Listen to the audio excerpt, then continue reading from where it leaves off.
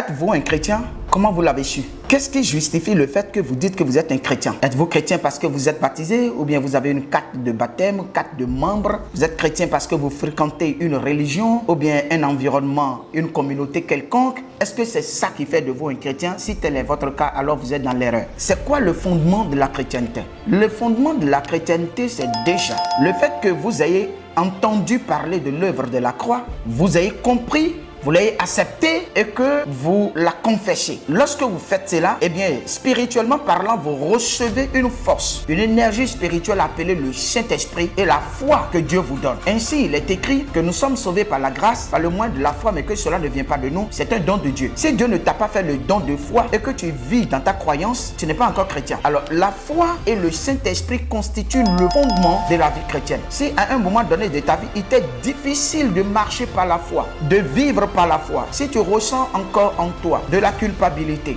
de la peur, de la confusion, du doute à propos de ta relation avec Dieu créateur invisible, c'est la preuve déjà que tu n'es pas un chrétien. Si déjà tu manques de foi et que tu sens de l'ignorance, de la confusion totale et que tu sens dans ton intérieur un certain mouvement qui te trouble, un certain trouble dans ton esprit, où tu as forcément besoin d'aller faire recours à un homme, à un prêtre, à un pasteur, à un docteur, à un apôtre, à un prophète quelconque, à un visionnaire quelconque, c'est la preuve déjà que tu n'as pas la foi. La foi est le fondement de la vie chrétienne. Quand vous avez la foi, eh bien vous êtes solidement bâti, vous êtes équilibré dans votre relation avec Dieu et vous ne craignez rien. La peur est bannie, le doute est banni, l'ignorance est bannie, la confusion et la panique, ces choses sont bannies de votre intérieur et vous avez un équilibre spirituel de par la conviction que vous avez de ce que Dieu est en vous désormais. Et c'est ça la vie chrétienne. Vous n'êtes pas chrétien parce que vous fréquentez une communauté ni une église quelconque. Vous n'êtes pas chrétien parce que vous avez une carte de baptême ou bien vous prenez la Sainte Seine, vous faites la communion ou bien vous pratiquez les cérémonies telles que la Pâque, la Pentecôte, etc. Non, rien de tout cela ne fait de vous un chrétien. Un bon chrétien, on ne le reconnaît que lorsqu'il peut dire que j'ai le Saint-Esprit en moi qui renouvelle mon intelligence, qui renouvelle ma pensée par rapport aux exigences de Dieu. Et j'ai la foi qui sert de fondement de ma vie à marcher sans crainte, sans peur,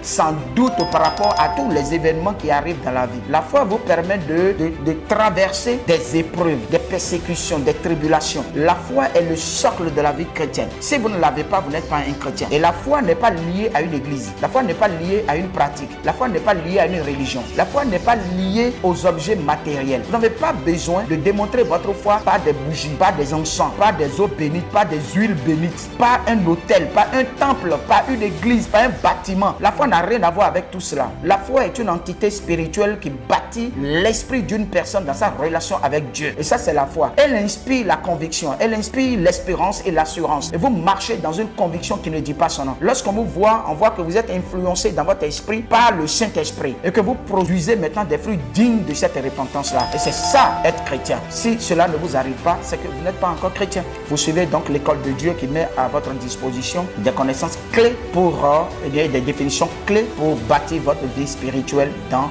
la parole de la vérité. Soyez donc bénis. Si vous avez aimé, abonnez-vous à cette chaîne de l'école de Dieu et partagez ça pour que d'autres personnes soient aussi bénies. Ce serait donc pour vous une façon de manifester votre vie chrétienne. Soyez bénis. Shalom, shalom. À bientôt.